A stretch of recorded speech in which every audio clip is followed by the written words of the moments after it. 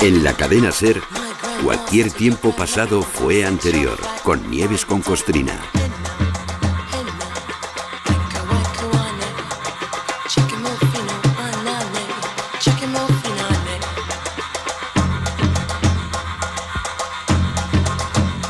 París, mayo de 1889.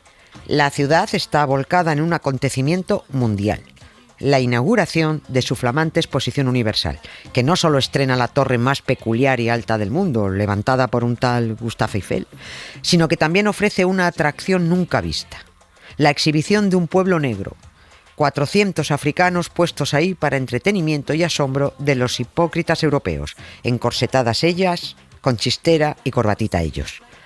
400 personas entre angoleños, senegaleses, guineanos y ganeses que fueron presentados ante los finolis hombres y mujeres blancas como verdaderos salvajes, auténticos, ¿eh? Aquí no engañamos a nadie.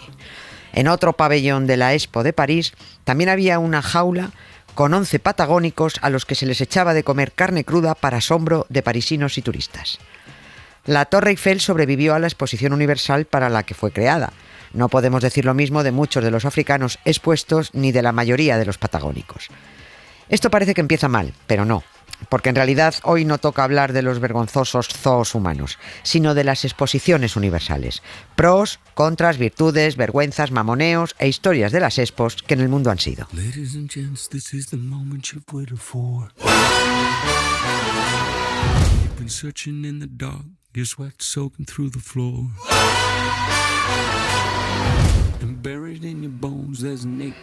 Entre la primera exposición universal que se celebró allá por 1851 en Londres y la última, la de Dubái 2020, han pasado 170 años. La de Dubái, la verdad, ha sido un poco rara, porque tendría que haberse celebrado en 2020, pero pasó no sé qué con una pandemia, eso dicen, y tuvieron que retrasarla a 2021 para clausurarla en 2022. No es que se haya hablado mucho de ella, pero no nos da pena del fracaso en cuanto a difusión. Pasta tienen por un tubo, pero lo que deberían hacer en Dubái es una exposición universal para recordarles los derechos humanos. Los trabajadores migrantes trabajan en régimen de esclavismo. La violencia contra las mujeres está amparada por la ley. A los homosexuales les caen 14 años de cárcel. Así que si su Expo Universal de 2020 les ha salido chunga, pues mira tú qué bien. Y encima tuvieron el morro de elegir como lema estos de Dubái, escuchen, conectar los espíritus, construir el futuro. Iros por ahí, dubaitíes, detrás de Alá y en fila de a uno. La próxima Expo será en Osaka, en Japón, en 2025. Y hombre, rentables deben de ser, porque hay empujones entre países para conseguir que la ciudad candidata se haga con la siguiente sede. Esto funciona parecido a lo de los Juegos Olímpicos. Un organismo internacional decide en asamblea entre las ciudades candidatas. Los chanchullos internos los desconozco, que a verlos, haylos. Y en realidad, exposiciones universales y Juegos Olímpicos estuvieron inicialmente muy unidos. Malamente unidos, porque unos empezaron siendo meros comparsas de las otras, para disgusto del barón de Coubertin, ya saben, el creador de los Juegos modernos. El hombre no sabía si cortarse las venas o dejárselas largas cuando vio cómo se iba al garete su gran proyecto deportivo, porque los Juegos solo servían como adorno de las exposiciones universales que se iban celebrando. Antes de entrar de lleno en este asunto del cómo, el por qué y el para qué de las expos, verán cómo fue esto de mezclar churras expuestas con merinas deportivas.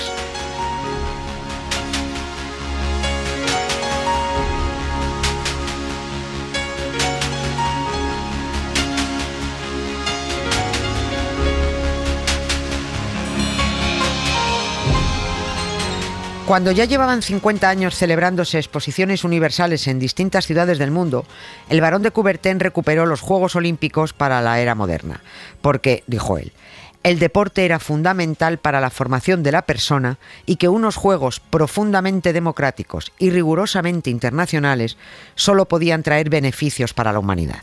Toda la razón tenía el hombre. La teoría siempre muy bonita. Pero resulta que tras los primeros nuevos Juegos celebrados en Atenas en 1896, llegaron los de París en 1900, y aquello fue un desastre. En realidad, en París se estaba celebrando la Exposición Universal, y les pareció por aquel entonces una estupenda idea que una ciudad, ya que acogía la Expo, acogiera también los Juegos. Cuando terminaron las competiciones, las palabras del barón de Coubertin fueron: ha sido un milagro que el movimiento olímpico haya sobrevivido a estos Juegos. Y es que fueron caóticos. Llegó la siguiente exposición universal, la de 1904 en San Luis, Estados Unidos. Y por supuesto, también se eligió esa ciudad como sede de los terceros Juegos Olímpicos modernos. Bueno, ¿cómo estarían organizados? Que esta vez el barón de Coubertin se negó a asistir, porque vio que el deporte estaba al servicio del negocio. Dijo él: nuestro objetivo está lejos de cumplirse. 2 aspectos deben hacernos reflexionar: el trucaje y la mascarada. Él, ya ven, que quería unos juegos democráticos, internacionales, amateur.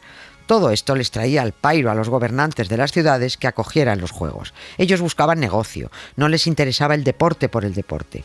Por eso usaban los juegos como adornos de las expos. Y las expos eran comercio, negocio y pasta. Y ese sigue siendo el principal objetivo. Money, money, money. The best things in life are free, but you can give them to the birds and bees. I want money. That's what I want. That's what I want. That's what I want. Pero llegó la siguiente expo, la de Londres en 1908, y los británicos lo hicieron de lujo. Ellos fueron probablemente los que salvaron los Juegos Olímpicos y los responsables de que aún hoy se sigan organizando, porque aunque se celebraron en paralelo a la Expo, supieron darle al deporte el lugar que se merecía. Separaron totalmente el negocio de los Juegos y aunque todo lo enmarcaba la misma ciudad, las inauguraciones, los eventos, los desfiles, las clausuras estuvieron totalmente separados. A partir de aquel 1908 ya no volvieron a coincidir Expo y Juegos en la misma ciudad. Y ahora sí, vamos a ver de dónde viene esto de las exposiciones. En Londres, en 1851, se celebró la que se considera la primera Expo tal y como las entendemos ahora, con una ciudad anfitriona y muchos países vacilando de su cultura, su tecnología o de lo que fuera menester.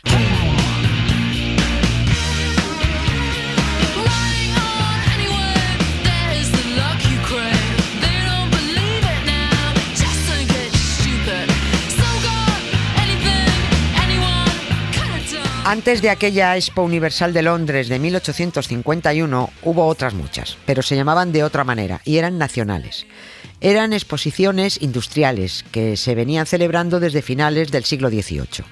Se trataba de enseñar los productos manufacturados y la maquinaria que se empleaba en hacerlos, y esto provocó un pique entre países, porque Francia y Reino Unido comenzaron a echar un pulso. Los británicos estaban en plena revolución industrial y se trataba de enseñar todos los logros tecnológicos, pero lo hacían entre ellos y solo para ellos. A Francia le gustó la idea y dijo: pues nosotros también. Y montaron su Expo de ellos y para ellos.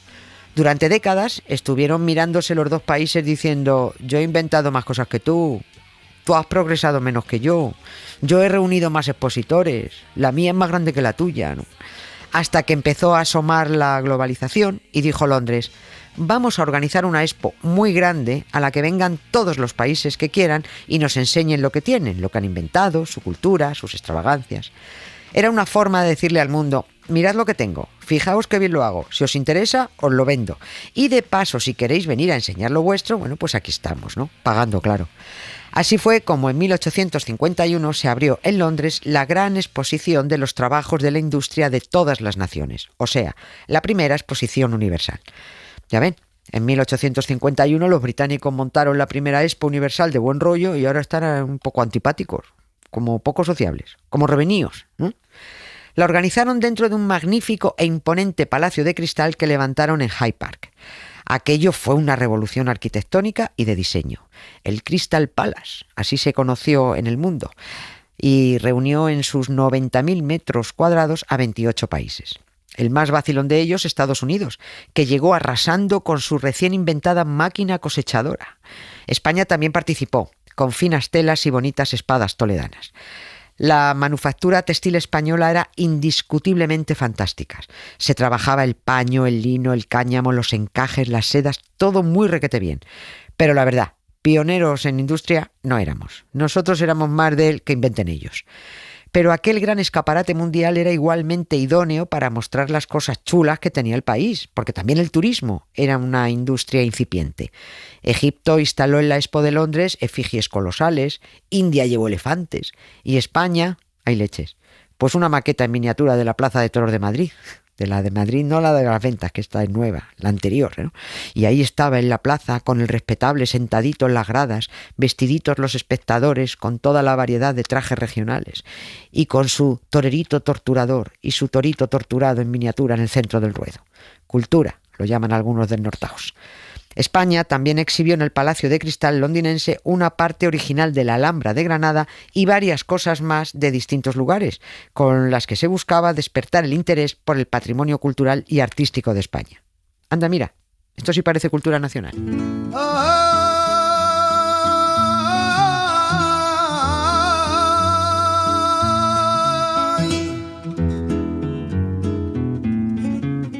Aquí la malanja crece,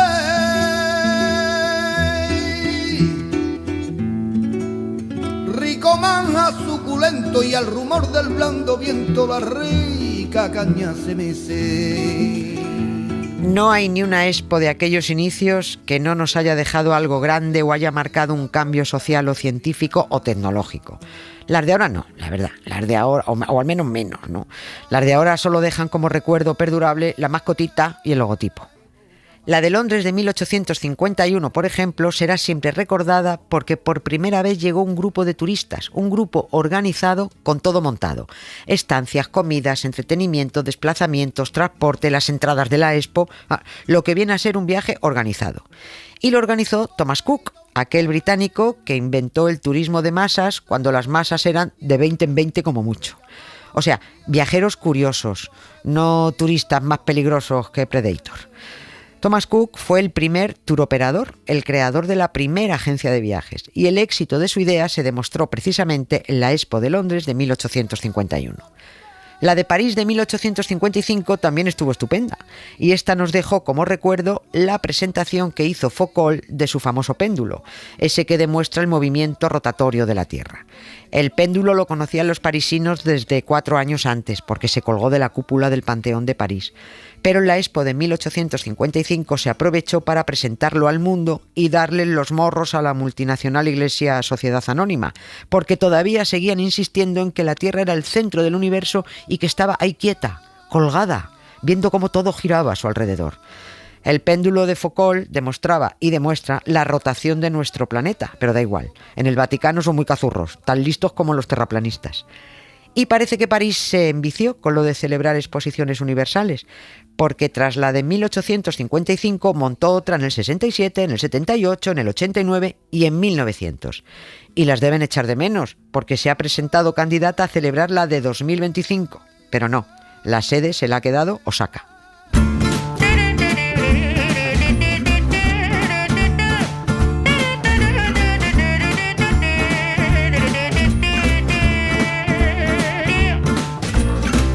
Donnez-moi une suite au Ritz, je n'en veux pas. Des bijoux de chez Chanel, je n'en veux pas. Donnez-moi une limousine, j'en ferai quoi?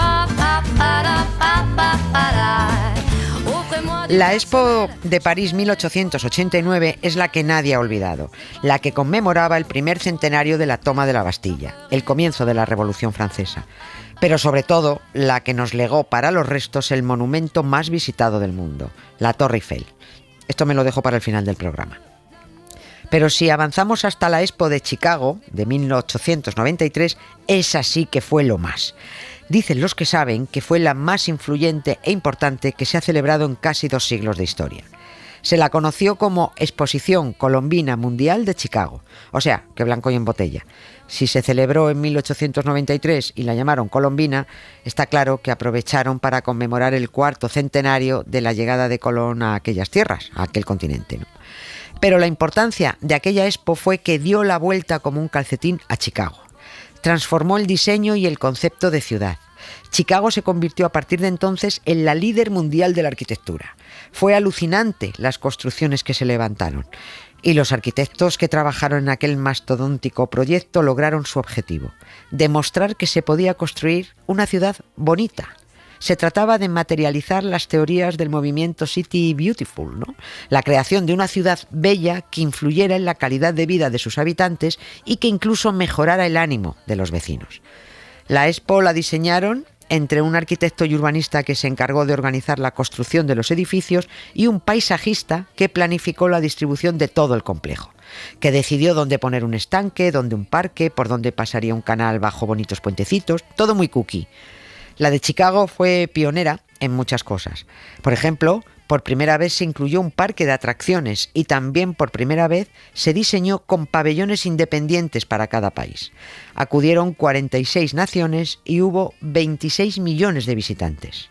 Así que, hablando de visitantes, y por volver a dar cera a la Expo Antiderechos Humanos de Dubái, la muestra de Emiratos Árabes la visitaron poco más de 20 millones, la mayoría de los propios Emiratos.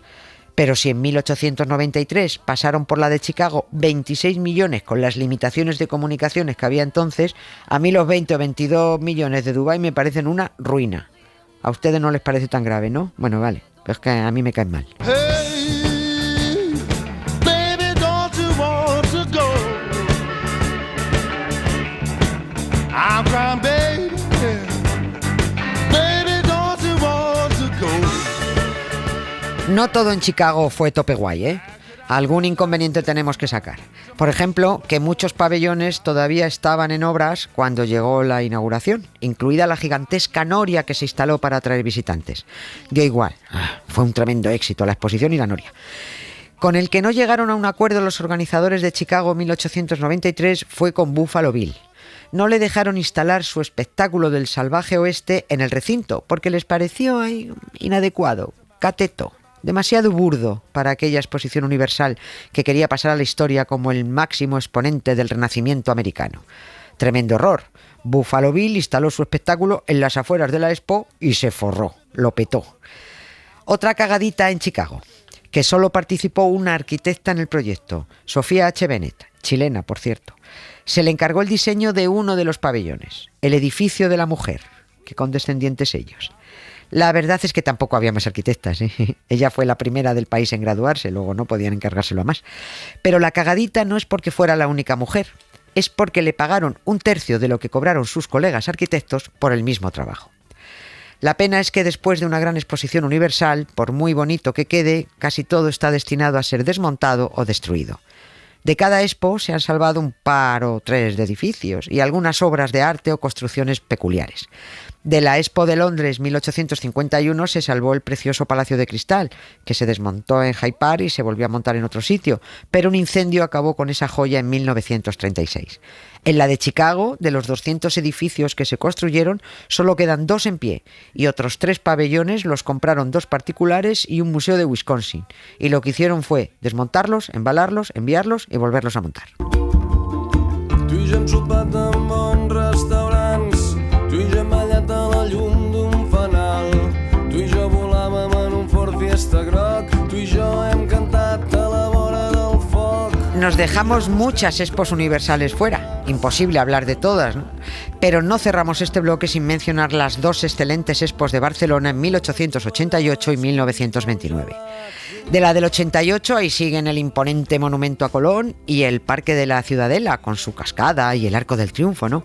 Pero es que para la del 29 se diseñó un recinto impresionante y sobreviven muchísimos edificios y palacetes. Ahí está el majestuoso Palacio de Montjuïc y lo pueden admirar todavía con perspectiva, enmarcado por las 2 torres que imitan el campanile de Venecia. Por ellas se entraba a la Expo, ¿no? Las 2 muestras de Barcelona dejaron en la ciudad un patrimonio arquitectónico y urbanístico fabulosos. Si nos borraran ahora del mapa todos los palacetes y monumentos que sobrevivieron a las expos, se nos saltarían las lágrimas, porque la ciudad está preciosa, en parte gracias a ellos. No como los parisinos, tan finos ellos, que se pusieron muy pesados con que les desmontaran esa torre Ortega y oxidada que un ingeniero les plantó al lado del Sena. Si passes per aquí i si malgrat la feina trobem un matí no em perdonaria mai, no podria assumir no agafar-te amb la moto i que no féssim camí molt lluny d'aquí a l'altra banda del món. Historias con sonido. Cara A. con Emma Vallespinós. Vamos con la cara A del programa de hoy. Hola, Emma. Hola, Nieves. Acabas de mencionar el monumento de Colón, ubicado al final de la Rambla de Barcelona, un conjunto escultórico construido para la Exposición Universal e inaugurado el 1 de junio de 1888. Mide casi 60 metros y tiene un mirador en lo alto, pero no tiene escaleras. La única manera de subir es un ascensor muy, muy estrecho. Fue el primero que se construyó en Barcelona, con lo que podemos deducir que las primeras conversaciones de ascensor de la historia de la ciudad se dieron allí, quizá el mismo día de la inauguración, ¿eh? Qué calor para ser junio, majestad, ni que lo diga excelencia. Los ascensores, además de conversaciones triviales, han sido un escenario recurrente en el cine. Pienso, no sé, en el ascensor que sangra en El Resplandor, el de Matrix, el de Charlie y la fábrica de chocolate, o el de Misterioso asesinato en Manhattan, con un Woody Allen agobiado gritando: ¡madre mía, claustrofobia y un cadáver, el colmo de un neurótico! ¿Y con qué ascensor musical nos quedamos? Pues con uno que no tiene nada que ver, con el de Love of Lesbian en su tema Música de ascensores. Hay que ver cuánto dan de sí los ascensores, caray. La escuchamos. Plano fijo en claro oscuro y luego inmerso en mis delirios. Te vigilo cuando duermes, es tu hora de moverte.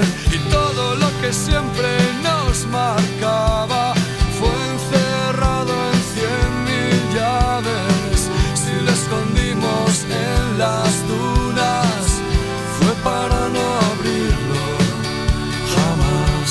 Si al despertar, sin brumas ni presagios, podemos aspirar a todo y nada. Y al despertar, si lo hemos olvidado, quizás no habrá final.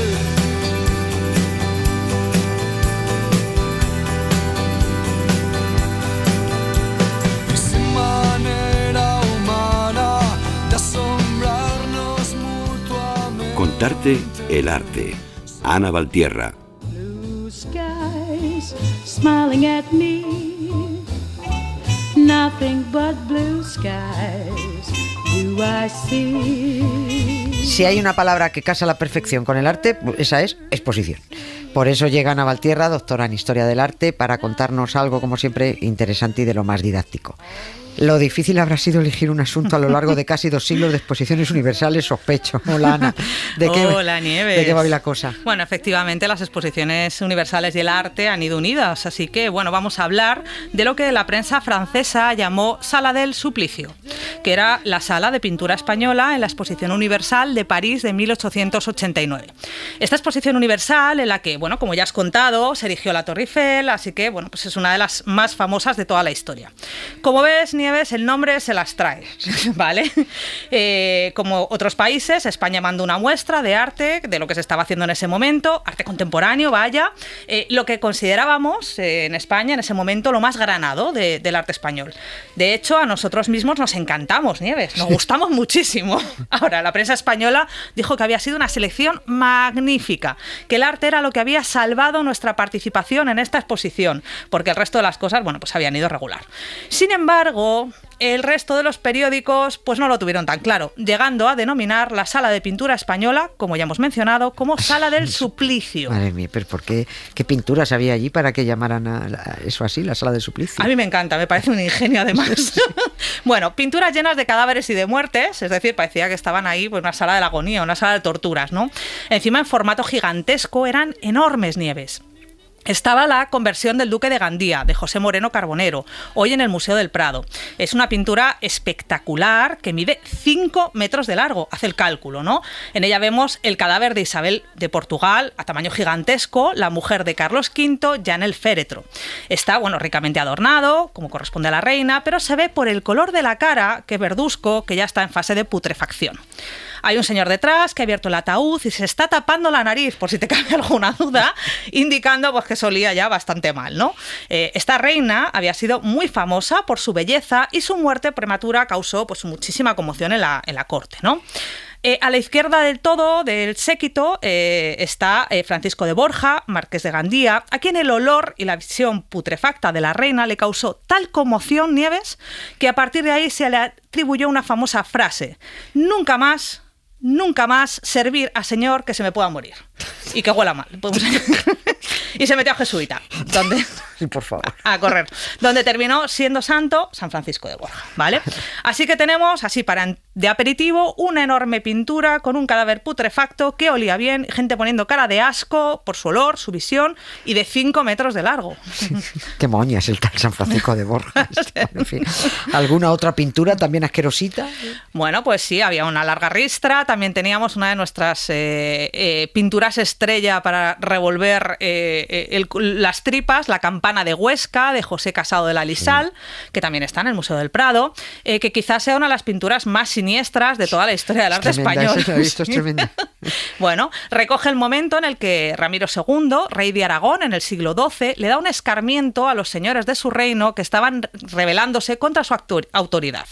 Para ello se cuenta que hizo llamar a Huesca con la excusa de hacer una campana que se oiría en todo el reino. A mí, yo no sé para qué irían, qué pintan los señores para hacer una campana, da igual, pero bueno.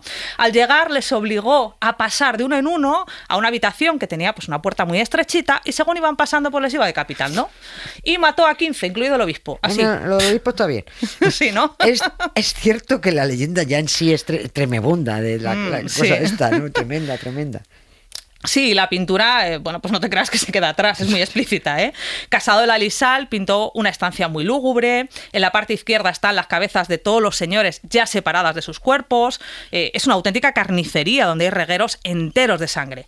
En medio de ellos está Ramiro II, quien señala un montículo de despojos humanos, porque son trozos de cuerpos humanos, por la estrecha escalera que hay a la derecha y con cara de terror se agolpan los nobles a los que el rey llamó para que tomaran nota de lo que pasaba pues contra los que se rebelaban contra él. Casi 5 metros, además, otra vez. Es decir, de pintura para poder ver todos los cadáveres y la sangre con todo lujo de detalles. O sea, ríete tú del cine 4DX con la lluvia y lo que te caiga. Yo podría decir que empiezo a entender por qué la llamaron la Sala del Suplicio en aquella Expo del 89. Pues espérate a que siga, que queda más. Bueno, también mandaron una pintura que conoces bien y sé que te encanta, el fusilamiento de Torrijos, de Antonio Gisbert, y que además tú has hablado de esta pintura en otras ocasiones. Torrijos se sublevó contra Fernando VII, tú, querido Mastuerzo, sí, efectivamente, y murió siendo víctima de una emboscada pertrechada por el gobernador de Málaga, que le había asegurado que si desembarcaba allí para iniciar la rebelión contra el rey ganaría seguro porque se le sumarían las tropas de la ciudad. Bueno, mentira todo. ¿Vale? Mentira todo. Fueron apresados y ejecutados en juicio previo. Este es el momento dramático que representa Gisbert con los presos en la playa de San Andrés de Málaga, el momento de máxima tensión cuando van a fusilar al grupo de Torrijos que está en el centro, agarrando las manos de sus compañeros. Los que van a morir pues reaccionan de diferentes maneras, tal y como vemos en la pintura. Algunos se abrazan, otros tienen cara de resignación o de rabia por el engaño que han sufrido, algunos ya han muerto y sus cadáveres pues los podemos ver en primer plano. Otra vez, suplicios. Y por si fuera poco, bueno, pues a estas pinturas con tantos muertos representados de manera tan explícita, añadieron algunas otras de temática religiosa y monárquica que hicieron que el estereotipo de la España católica, monárquica, anclada en el pasado, bueno, pues se perpetuara en la Francia hipermoderna de la época. Madre mía, qué más desastres mandaron. Bueno, pues para terminar con esta sala de curiosa, mandaron la expulsión de los judíos para seguir cubriéndonos de gloria de Emilio Sala. Emilio Sala es un maravilloso pintor, pero bueno, el tema es el que es y reproduce el momento en el que los reyes católicos toman la decisión de expulsar a los judíos. La pintura es tremenda porque plasma el instante en el que el inquisidor arroja con fuerza un crucifijo sobre la mesa de la sala, ahí, a lo bestia, interrumpiendo la intervención del judío y señalando con el dedo a los reyes que están sentados en el trono. También llevaron, toma ya, la conversión de Recaredo, ¿vale? De Antonio Muñoz de Gren, que es el momento en el que el rey hispano-visigodo, Recaredo, abjura del arrianismo para convertirse al cristianismo en Toledo en el siglo VI. También uno titulado El Sermón, obra de José Benlliure. Qué risa todo, joder. Sí, era la sala de las diversiones. Hermano del famoso escultor Mariano Benlliure, y que por el título pues te puedes hacer una idea del tema.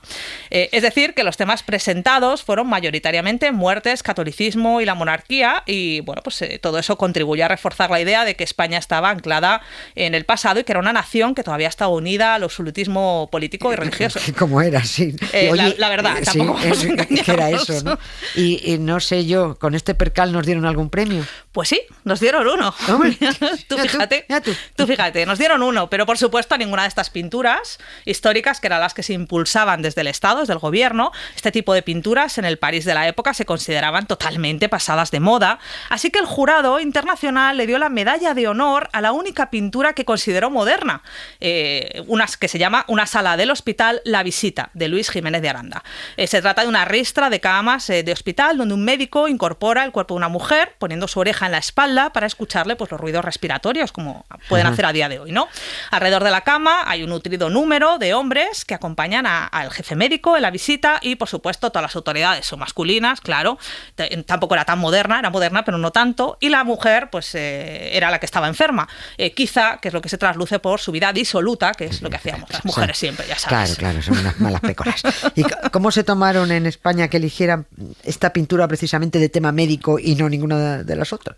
Pues para muchos fue una afrenta a la dignidad nacional. Me temía. Sí, ¿verdad? Pero es que, bueno, estos melodramas históricos de muerte, religión y reyes a finales del siglo XIX ya no se estilaban en Francia, donde iban hacia una pintura mucho más moderna. Surgió así un gran debate en la prensa que venía a ser como el Twitter de la época, ¿no? Mientras el periodista Eusebio Blasco se quejaba de que todas nuestras pinturas olían a frailes o Inquisición, con bastante razón, pues Emilia Pardo Bazán acusaba a los franceses de no conocer nuestra historia y costumbres. Como ves, para todos los gustos, ¿no? Sí. Total, yo que ya no sé si la Sala del Suplicio de la Exposición Universal de 1889 era por tanta muerte, por tanta pintura monárquica, o se refería a los eternos debates de tinte tuitero que, bueno, que ya apuntaban maneras en la prensa de la época. Qué barbaridad, qué buena historia. Desde luego no fue una muestra pictórica para calificarla como la alegría de la huerta, ¿no? No. Decapitaciones, cadáveres putrefactos, un rey cambiando de dios, fusilamientos, y luego que si la leyenda negra y que si tal y tal y tal. Muchísimas gracias, Ana, estupendo, como es habitual en ti. Gracias, Nieves. El invitado, con Jesús Pozo. Father wears his Sunday best. Mother's tired, she needs a rest. The kids are playing up downstairs. Sister's sighing in her sleep. El invitado que trae Jesús Pozo es de esos profesionales de confianza que a todos nos gustaría, deberíamos tener en la agenda. Igual que tienes tu fontanero, tu electricista, tu carpintero, tu peluquero, tu dentista. Bueno, pues José Ramón Hernández es el arquitecto a incluir en esa agenda. Arquitecto muy conocido en redes por su blog en el que habla y reflexiona sobre arquitectura contemporánea con mucho sentido común. Ya lo creo, sí. Y dada la importancia de la arquitectura en las exposiciones universales, pues por eso está aquí. Londres fue la primera y también la primera en tener una construcción emblemática. Y ahí sí fue el anfitrión el que construyó un gran palacio de cristal donde ya cada país, pues dentro de ese gran edificio, cada país tenía como un stand, que ya en sí mismo fue un edificio muy revolucionario y que de hecho no hizo ningún arquitecto ni ningún ingeniero, lo hizo un jardinero, lo diseñó un jardinero paisajista. Hombre, aparte de hacer un gran emblema, un gran elemento, un hito, sí que es verdad que los pabellones de cada país pues eran muy modestos. Yo creo que con el siglo XX, en 1925, por ejemplo, ya se hace en París la exposición de artes decorativas y ya hay un pabellón de Le Corbusier. En el año 1929 en la de Barcelona, el famoso pabellón de Alemania, que es de Mies van der Rohe y Lily Reich. Y entonces ya cada vez que se hacía una exposición era a ver cada país qué pabellón hace. De hecho, por ejemplo, el famoso pabellón de Barcelona de Mies van der Rohe, que se reconstruyó en los años 80 y está ahí todavía a la vista, pues los mármoles que muestra, los ónices, los suelos de travertino y tal, y el pabellón estaba vacío. O sea, en vez de enseñar productos hechos en Alemania, enseñaba el propio pabellón. Si somos capaces de construir esto, pues imagínense ustedes el avance tecnológico que tenemos. El tema de la arquitectura sí que da para mucho mensaje político, mucho mensaje propagandístico, ideológico, etcétera, etcétera. Oye, ya que has mencionado el blog y la actividad en redes de José Ramón Hernández, digamos que su alias digital es Arquitectamos, por si alguien quiere curiosear. Exactamente.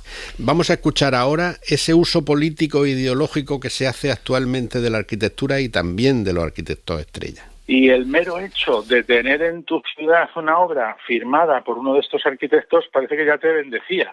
Entonces había verdaderas fiebres de alcaldes, de presidentes de comunidades autónomas, pues porque tal arquitecto hiciera alguna obra pues que fuera sensacional para que llamara la atención. Y entonces, claro, esto ha hecho pues que todo se corrompiera un poco. O sea, los arquitectos estrella llegan a ser arquitectos estrella en principio porque son muy buenos y porque han hecho cosas muy importantes y muy interesantes. Lo que pasa es que, claro, cuando tienes 10 proyectos al mismo tiempo repartidos por todo el mundo, pues no les puedes dedicar la atención que merecen. Entonces empiezas a tener unos estudios monstruosamente grandes con un montón de gente que no controlas y al final parece que se pierde mucho la tensión, digamos, que se necesita para crear una obra de arquitectura que esté bien.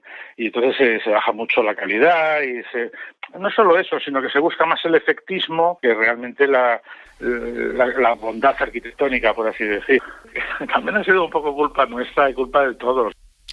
Eso se llama autocrítica, sí. Pero precisamente la hace un arquitecto no estrella. Sí, por eso también le pregunté si no había una comisión de estética en su profesión para evitar esas cosas horrorosas que se ven de vez en cuando, esos edificios dañinos a la vista, esas sorteradas de las que se consideran arquitectos artistas. No hay nada de eso.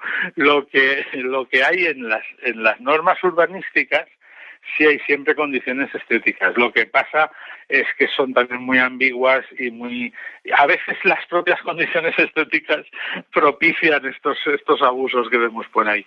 Pero es verdad, lo que tenemos los arquitectos también es una especie de vicio de querer ser originales y querer ser, no sé cómo decirlo, llamativos, que es una maldición, porque hombre, hay 2 o 3 que realmente lo son, que son artistas, pero el 97% de la profesión somos profesionales, dignos profesionales, pero no artistas. Entonces, cuando nos dejas cierta libertad para pintar una fachada de azul turquesa y rematarla con un pirulo dorado, pues parece que se nos va la mano directamente ahí.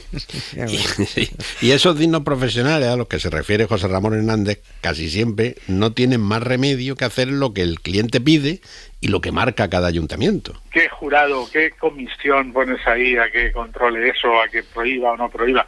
Las normas urbanísticas en cada municipio, en cada zona, pues sí, dice, pues el materiales serán estos, los colores predominantes serán aquellos, pero al final sí, se hacen muchas barbaridades. Y luego pasa otra cosa. Los arquitectos tenemos una formación de diseño, de una formación estética, digamos, bastante alta.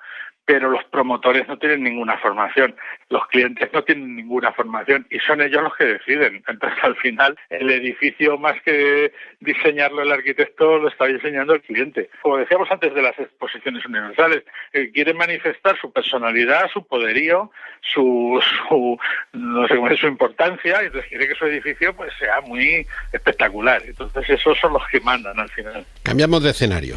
José Ramón Hernández tiene un artículo que titula Urbanismo con H, en el que cuenta sus inicios profesionales con la llegada de la democracia, la ordenanza y el urbanismo, sin H evidentemente. Sin H, sí. Así fue y así nos cuenta su primera reunión con el alcalde de su pueblo y el porqué de aquella H.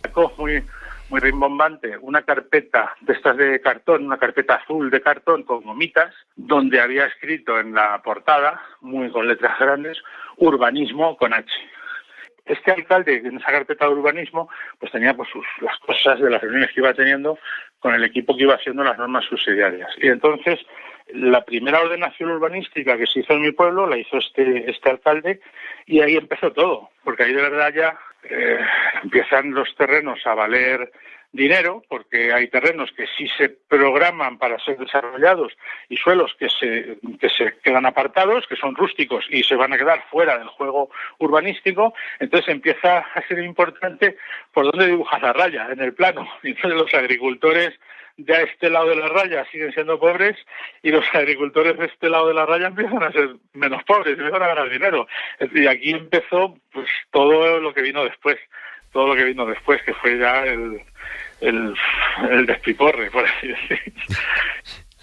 Imagino perfectamente el despiporre. Primero se llama clasificación, y es qué zonas son urbanas, qué zonas son urbanizables y qué zonas son rústicas. Y luego la calificación afina todavía más y va pues eso puliendo, que es distintos usos, distintas condiciones y tal, y empieza a ver toda toda la doctrina urbanística y toda la teoría urbanística se va apoderando de un pueblo que hasta ese momento pues era, oye, yo me hago una casa aquí que hay sitio, o que esta era de mi abuelo, pues en esta misma era me hago yo en mi casa. Y eso empezó a cambiar de una manera bastante rotunda.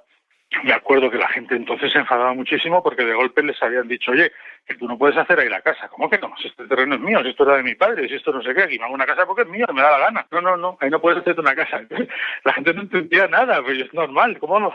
Fue el origen de lo bueno, de la ordenación, de los servicios urbanos, pero también de lo malo. Fue la especulación y la corrupción. No particularizo tampoco en mi pueblo ni en ningún sitio, sino en general, que es una herramienta corruptógena, o sea, que genera la corrupción en sí misma.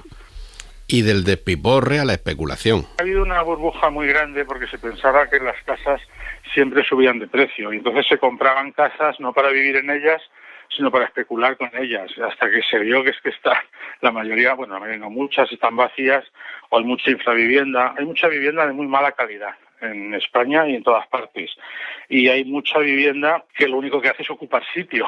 Entonces, si ese sitio la ocupara una vivienda de mejor calidad, pues no haría falta hacer más viviendas, sino las que hay, arreglarlas, acondicionarlas, mejorarlas, reformarlas. Y eso sí se está haciendo poco a poco, pero sigue habiendo mucha vivienda desocupada y mucha vivienda de muy, muy mala calidad. Y ahora además, con el reto energético que tenemos, que la vivienda es uno de los elementos que más energía despilfarran y que más contaminan. Muchas de las casas que ya hay son muy malas y para compensarlo hacemos más casas más allá, pues estamos haciendo crecer y crecer y crecer, pero con casas que no llegan al mínimo nivel exigible. Entonces, o se derriban las casas que realmente no tienen solución, o se mejoran, se arreglan, pero lo que no podemos es seguir extendiéndonos, ocupando el territorio más de lo necesario.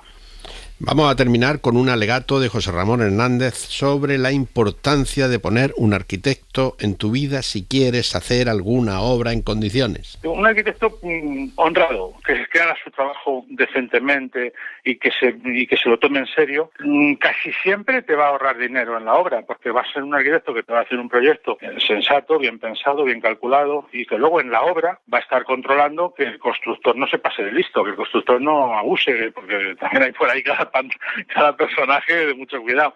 Entonces vas a tener una persona que va a estar atenta a los materiales que se emplean, a los pagos que se hacen por ese material, a que si se han hecho 10 metros cuadrados de azulejo, de no sé qué, se cobren 10 metros cuadrados de azulejo más y no 2 metros cuadrados más. Y eso es algo que la gente no considera. La gente directamente va a lo que sea más barato. Además, en otras profesiones sí que parece que el mercado más o menos se regula.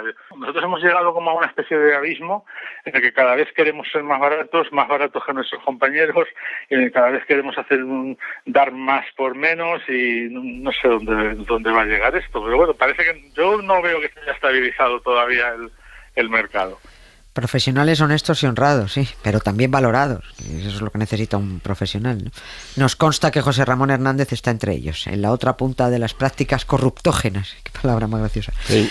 Le damos las gracias por atender tu invitación y sobre todo gracias a ti, Jesús Pozo, por haberlo invitado, siempre con tan buen ojo. Vale, adiós. Esto era un gato con los pies de trapo y la cabeza al revés. ¿Quieres que te lo cuente otra vez? Cuéntame un cuento y verás qué contento.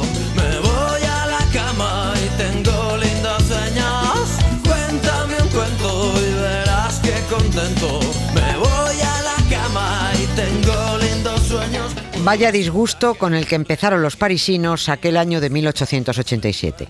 A finales de enero les pusieron la primera piedra de una construcción para ellos horrorosa del todo. Hoy ya no, hoy les parece monísima y a los parisinos se les llena la boca con su Torre Eiffel. Que si la tour pour ici, que si la tour pour là, beaucoup de tour, mucha torre y mucha torre. Pero les vamos a recordar que casi les da un pasmo cuando vieron plantada aquella mole y que la cogieron llorona con que la querían desmontar cuanto antes. Ay madre, cuando vieron aquel mastodonte de hierro, que no pegaba con nada, ni con la Madeleine, ni con Notre Dame, que eso se iba a oxidar enseguida, que les iba a poner París perdido.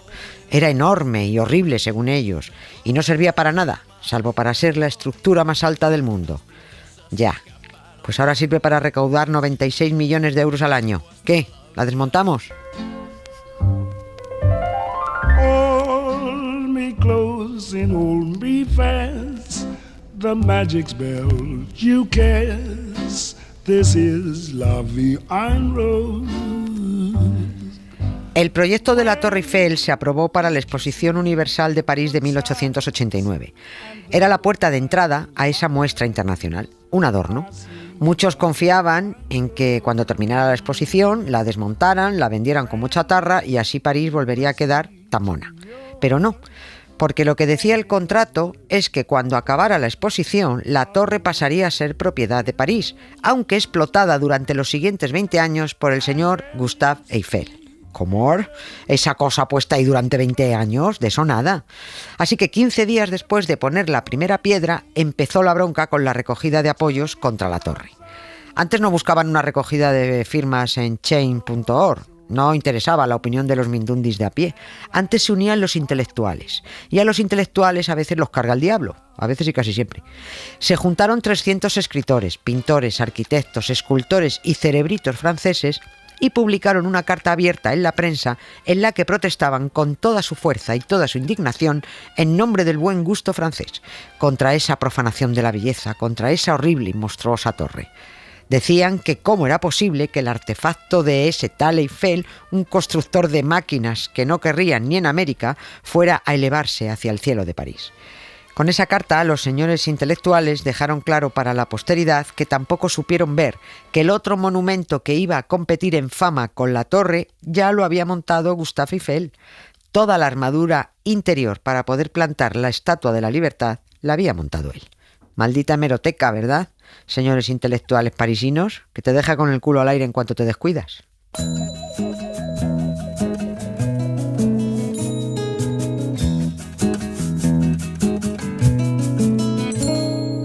No, nada de nada, no reniego de nada, ni del mal que sufrí, ni del bien, todo me da igual. Y además de los chauvinistas, estaban también en contra de la torre los catastrofistas, los malaje, los todistas tertulianos, que decían que esa mole se iba a derrumbar a mitad de camino, que iba a matar a alguien, que no servía para nada. Eiffel se revolvió y les llamó paletos muy finamente. Él todavía no calculaba la importancia crucial que iba a tener su torre, pero la defendía como proyecto único en el mundo, como la construcción más alta levantada por el hombre, como atracción mundial y local, porque desde la cima se podría ver París entero. La pelotera no pasó de ahí, porque la torre siguió para arriba. Venga hierros, venga tornillos. No hace falta meternos a dar cifras porque son mareantes. Cientos de miles, de todo, ya está. La torre quedó muy chula, pero seguía sin gustarles, y a veces a los franceses les cuesta tanto dar su brazo a torcer que hasta 1964 el Ministerio de Cultura no la incluyó en el catálogo de monumentos históricos de Francia. Cuando la Torre Eiffel ya era el monumento más turístico y famoso del mundo, Francia parecía seguir arrugando el morro y diciendo por lo bajini, pues a nosotros no nos gusta. Vale, pues muy bien. Tras la clausura de la Expo de 1889, los parisinos se fueron haciendo a ella, incluso interactuando con ella. Por ejemplo, pillaron la costumbre de lanzar desde el primer piso un cañonazo a mediodía para que los ciudadanos pusieran sus relojes en hora. Pero es que enseguida se vino encima la era de las telecomunicaciones, con la telegrafía sin hilos. Y visto que se estaba liando la Primera Guerra Mundial, pudieron comprobar que la antena que pusieron en la cima de la torre interceptaba los mensajes del enemigo. Seguía siendo la construcción más alta de Europa y allí pillaban todos los mensajes. A Mata Hari la trincaron por un mensaje interceptado desde la Torre Eiffel. Bien, es cierto que el mensaje fue enviado por los alemanes para que fuera interceptado, porque ya estaban hasta el gorro de la espía y querían quitársela de encima. Sabían que los franceses interceptarían el mensaje desde la Torre Eiffel y que procederían a su detención. C'est entièrement de ma faute, sache-le ça, si. Nous deux, ça chancelle souvent, non, ça n'est pas de ta faute, sache-le ça. En 133 años de vida, a la Torre Eiffel le ha pasado de todo, y desde ella y con ella los franceses han hecho de todo. Primero no la querían, y ahora no hay quien los baje. Cada acontecimiento francés, cada celebración, cada homenaje pasa por la Torre Eiffel. Y una curiosidad, durante la construcción de la torre no hubo ni un solo muerto en accidente laboral. Pero sí es cierto que murió uno, fuera del horario de trabajo. Fue un obrero que un domingo se llevó a su novia a enseñarle cómo la estaban construyendo y mientras vacilaba de cómo tenía que colgarse, se escurrió y se la pegó. Otro detallito. Hitler se quedó con las ganas de subir a la Torre Eiffel, que era su ilusión. Fue en 1940, cuando los nazis ocuparon París. Pero el director de la torre recibió órdenes de inutilizar los ascensores cuando vieron que la ciudad estaba perdida. Lo que hizo fue cortar los cables. Y Hitler no tuvo cuerpo para subir los 1.700 y pico escalones, sobre todo porque solo estuvo en París 3 horas, como cualquier turista de un circuito barato. Lo vio a toda leche. Como diría Gila, si quiere hacer pis en el Louvre, vaya abriéndose la bragueta en Notre Dame. Los visitantes más deseados, sin embargo, son los turistas. Si supieran aquellos remilgados parisinos de finales del siglo XIX los pingües beneficios que ha ido dejando durante 133 años esa torre hortera de 330 metros de altura, lo iban a flipar. ¿Quieren subir a la segunda planta en ascensor? 17 euros. Si quieren subir un ratito a pie y otro andando, 11 euros. Pero si quieren subir arriba del todo, a la cima, 27 euros si es en ascensor y 20 euros si parte del trayecto lo hacen a patita. En septiembre de 2017 se alcanzaron los 300 millones de visitantes.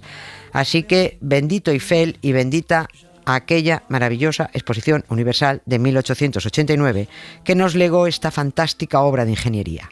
Por cierto, ahora la están pintando para que luzca estupenda en la inauguración de los Juegos Olímpicos de París 2024. La colère qu'elle se dissipe, mon espoir qu'il se décide, à prendre les choses en main. Historias con sonido, cara B, con Emma Vallespinós. Y acabamos, ya saben, con música.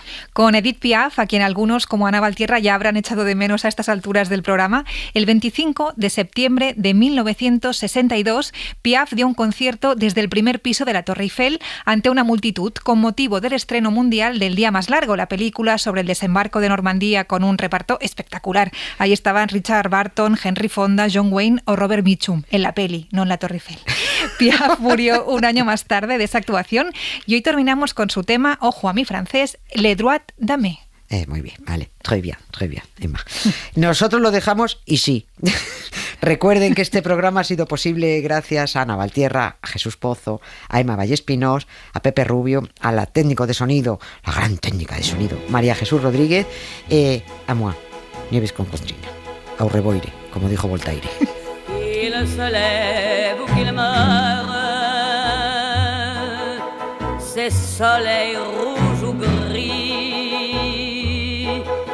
et que tournent les heures, et que passe la vie à la face des hommes, au mépris de leur loi.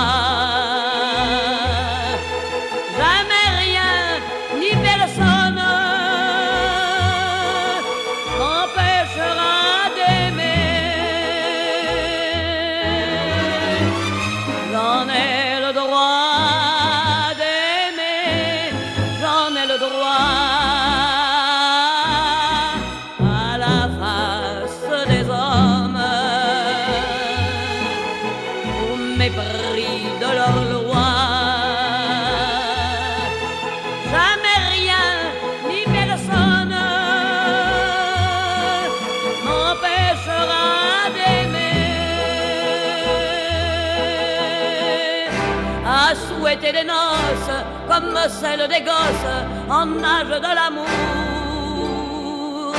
Je l'ai voulu ce droit par des matins d'ivresse et des nuits de détresse. Luttant pour cet amour, je l'ai conquis ce droit par la peur de tout perdre. Au risque de me perdre pour que vive l'amour, je l'ai payé ce droit. Bien que le temps n'efface ni les deuils, ni les joies, quoi qu'on dise ou qu'on fasse, tant que mon cœur battra, quelle que soit la couronne, les épines ou la croix,